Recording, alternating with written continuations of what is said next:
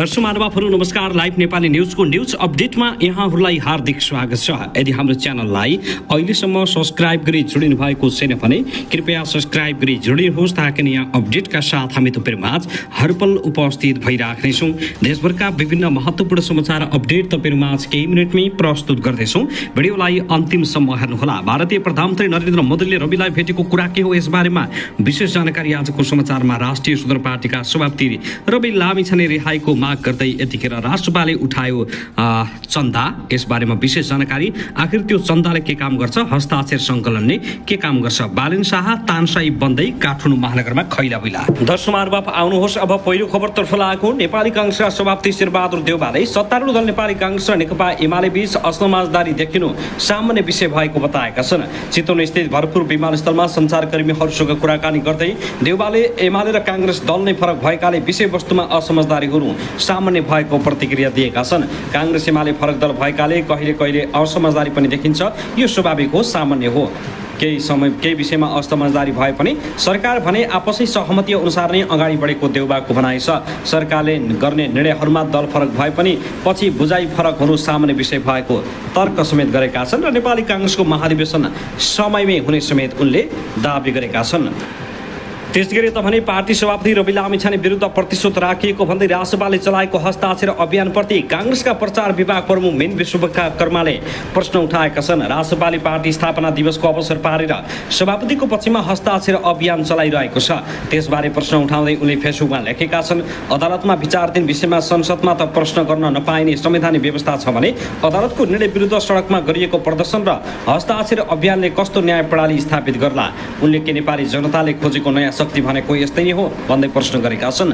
उनले थपेका छन्, अनि हस्ताक्षर बुझाउने कहाँ? तर्क प्रस्ताव हस्ताक्षरका आधारमा कसले के निर्णय गर्ला? हस्ताक्षर के प्रधानमन्त्रीले बुझाउने के अदालतलाई बुझाउने? उनले आक्रोश हुँदै भने त्यसैले अदालतप्रति कुनै पनि गैरभाव नराखिकन अनुष्ठान गर्न दिन उनले आग्रह गरेका छन्। दर्शक महानुभावहरू त्यसैगरी आउनुहोस् अब अर्को विशेष खबरतर्फ लागौँ। नेकपा एकीकृत समाजवादीको सचिवालय बैठक बसिरहेको छ। आज शुक्रबार पार्टी केन्द्रीय कार्यालय आलोकनगरमा चलिरहेको बैठकमा पछिल्ला राजनीतिक समसामयिक घटनाबारे छलफल हुने नेताहरूले बताएका छन्। साथै आगामी उपनिर्वाचनका विषयमा पनि छलफलको एजेन्डा रहेको उनीहरूको भनाइ छ।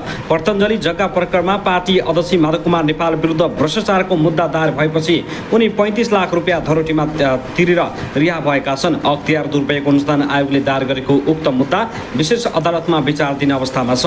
भ्रष्टाचार मुद्दा दायर हुन साथ नेपाल सांसद पदबाट निलम्बित भइसकेका छन्। उनी निलम्बनमा परेको सूचना सभामुखले जेठ 30 गते संसदमा पढेर सुनाएका थिए।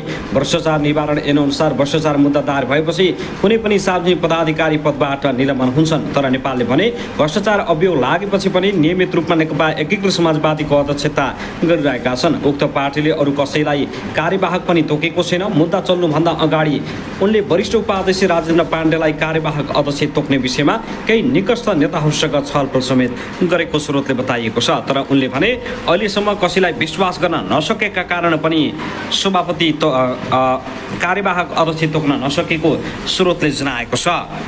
दर्शक महानुभावहरू त्यसगरी सक्रिय राजनीतिमा फर्किने तयारी गरिरहेकै पूर्व राष्ट्रपति विद्यादेवी भण्डारी गएको असार 3 गते साँझ प्रधानमन्त्री निवास बालुवाटार पुगिन्। प्रधानमन्त्री समेत रहेका नेकपा एमाले अध्यक्ष केपी शर्मा ओलीलाई भेट्न बालुवाटार गएकी भण्डारीले झण्डै 1 घण्टा ओलीसँग कुराकानी गरिन्। राजनीतिक वृत्तले अर्थपूर्ण भन्दै आएको ओली र भण्डारीको वान अन वान संवाद अहिलेसम्मकै सबैभन्दा तितो बन्न पुगेको एमाले नेताहरूले बताएका छन्। एक साता यता प्रधानमन्त्री ओली र पूर्व राष्ट्रपति भण्डारीलाई भेटेर कुराकानी गरिसकेका नेताहरूसँग हामीले कुरा गरेका छौँ। ती एमाले नेताहरूका अनुसार असार 3 गते साँझको त्यो भेट सचिवालयले दाबी गरे जस्तो सौदाहार थिएन, समसामयिक राजनीतिक छलफलमा मात्र केन्द्रित पनि थिएन। एक एमाले नेताका अनुसार भण्डारीले ओलीसँगको भेटमा आफू एमाले राजनीतिमा फर्किन लागेको र त्यसका लागि ओलीको सहयोग चाहिएको खुलस्त बताएकी थिइन्। उनले अध्यक्षलाई भेटेर म अब एमालेको सक्रिय राजनीतिमा फर्किन्छु, मलाई तपाईँको सहयोग चाहियो भनेर सोझै भनेकी थिइन्। ती नेताले भने उनले त्यसो भनेपछि प्रधानमन्त्रीले राम्रो रेस्पोन्स गर्नु भइन्छ। दुवैजनाको छलफल अहिलेसम्म के तिक्ततापूर्ण रहेको एमालेको बुझाइ छ। ती नेताका अनुसार आफूलाई आउँदो महाधिवेशनमा सहयोग गर्न भनेपछि ओलीले भण्डारलाई सोधेका थिए केका लागि सहयोग गर्नु पर्यो। यसमा विद्यादेवी भण्डारले दिएको जवाफले ओली रुष्ट भएको बताइएको छ। म पार्टीको मुख्य नेतृत्वका लागि तयारीमा लागेको हो, त्यसैका लागि सहयोग चाहेकी हुँ। भण्डारीको जवाफ उद्धृत गर्दै ती नेताले भने यसअघि पनि तपाईँले मलाई सहयोग गर्ने भन्नुभएकै हो, आउँदो महाधिवेशनमा त्यो अवसर बनोस्। ओलीसँगको भेटपछि भण्डारीले आफू निकट केही नेताहरूसँग निरन्तर छलफल गरिराखेका छन्। त्यसै क्रममा उनले ओलीसँगको भेट र त्यहाँ भएका कुराकानीबारे सुनाएका हुन्। उहाँले त मेरो प्रस्ताव ठाडी अस्वीकार गर्नुभयो। ओलीसँगको भेटबारे आफू निकट नेताहरूसँग भण्डारीले भनेका छन्। भण्डारीका अनुसार ओलीको भनाइ छ अब एक कार्यकालमै अध्यक्ष हुने हो, मेरो तयारी नै त्यही हो। तपाईँले सक्रिय राजनीति वा एमालेको नेतृत्वमा फर्किने कुरा नगरेकै राम्रो। यही विषयमा सेतो पार्टीले ओली निकट एमाले नेताहरूलाई पनि प्रश्न सोधेको छ। उनीहरूले पनि ओली भण्डारीको पछिल्लो भेटघाट सहज नरहेको बताएका छन्। पूर्व राष्ट्रपतिसँग भेटेपछि त्यसै रात प्रधानमन्त्रीले खगराज अधिकारी र त्यसपछि पद्मा अर्यालसँग भेटघाट गरेका थिए। ओली निकट एक केन्द्रीय सदस्यले भने त्यसपछि पनि धेरैजना नेतासँग प्रधानमन्त्रीको भेट भएको छ।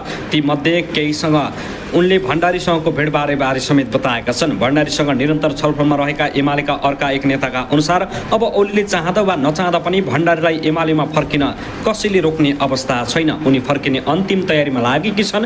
त्यसको घोषणा गर्नु अघि ओलीलाई औपचारिक जानकारी मात्रै गराएको भनेर भण्डारले निकटस्थहरूसँग बताउने गरेकी छन्, जसले गर्दा ओलीको मनमा ढ्याङ्ग्रो बजेको छ।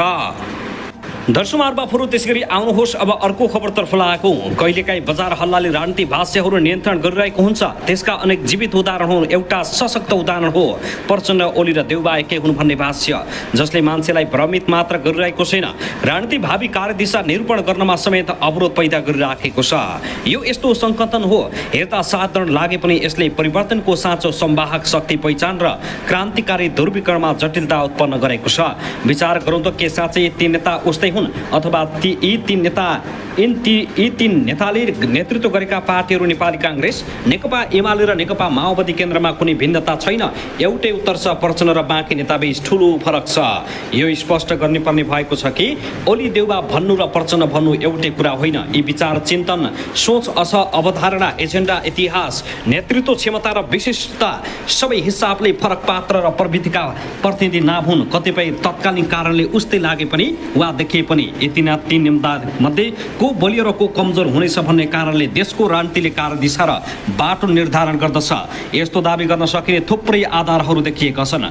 नम्बर 1, पहिलो ऐतिहासिक पृष्ठभूमिको कारणले यी तीन नेता भिन्न छन्, जस्तो कि प्रचण्ड, ओली र देउबाहरूको राजनीतिक उपस्थितिमा प्रारम्भदेखि नै फरक थियो र छ पनि। ओली र देउबाले आफ्नो क्षमता र सङ्घर्षले आफ्नो जीवनकालमा पार्टी बनाएका बिल्कुल होइनन्। देउबाले बिपी कोइराला, सुवर्ण शमशेर, गणेशमान सिंह, कृष्ण प्रसाद भट्टराई, महेन्द्र नारायण नेदी, गिरिजा प्रसाद कोइराला हुँदै आदिको उत्तराधिकार र विरासत थामेका छन्। ओलीले पुष्पलाल श्रेष्ठ, मनमोहन अधिकारी, मदन भण्डारीको उत्तराधिकार र विरासत थामेका हुन्। नेतृत्वमा आउनका लागि नेताहरूको सङ्घर्ष आन्तरिक थियो होला। ओली देउबाको उदय हुनु अघि नै पार्टीको इतिहास र सङ्गठन जनमत बलियो बनेको थियो। तर प्रचण्डका लागि भने यस्तो कुनै सुविधा थिएन। उनले कसैको उत्तराधिकार र विरासत थामेका मात्रै होइनन्, यहाँसम्म कि उनले मोहन विक्रम सिंह, निर्मल लामा र मोहन वैद्य जस्ता आफ्ना अग्रज नेताहरूसँग समेत विद्रोह गरेर नयाँ परम्परा स्थापित गरेका हुन्। नेपालको आधुनिक राजनीतिक इतिहासमा प्रचण्डले जतिको दुःख उठाएको, जोखिम मोलेको सायदै कोही नेता छ होला। यसरी हेर्दा ओली र देउबा कसैले प्रारम्भ गरेको राजनीतिक आन्दोलनका सहायक पात्र हुन् प्रचण्ड, तर हुन् प्रचण्डले स्वयं निर्माण गरेको राजनीतिक आन्दोलनका सर्वोच्च कमान्डर। दोस्रो, नम्बर 2, ओली देउबाले 2047 सालको संविधान स्वीकार गरिसकेका थिए। त्यो संविधानले राजतन्त्रलाई अपरिवर्तनीय मानेको थियो। सार्वभौम सत्ता नागरिक छ भनिए पनि त्यसको अभ्यास हुने अवस्था थिएन। प्रचण्डले प्रारम्भकालदेखि नै 2047 सालको संविधानलाई ठाडै अस्वीकार गरेका थिए। गणतन्त्रका लागि ज्यान जोखिममा राखेर सम्झौताहीन र कठोर सङ्घर्षको नेतृत्व गरे। उनी र उनका सहयोद्धाहरूमाथि टाउकाको मोलमलाई तोकियो।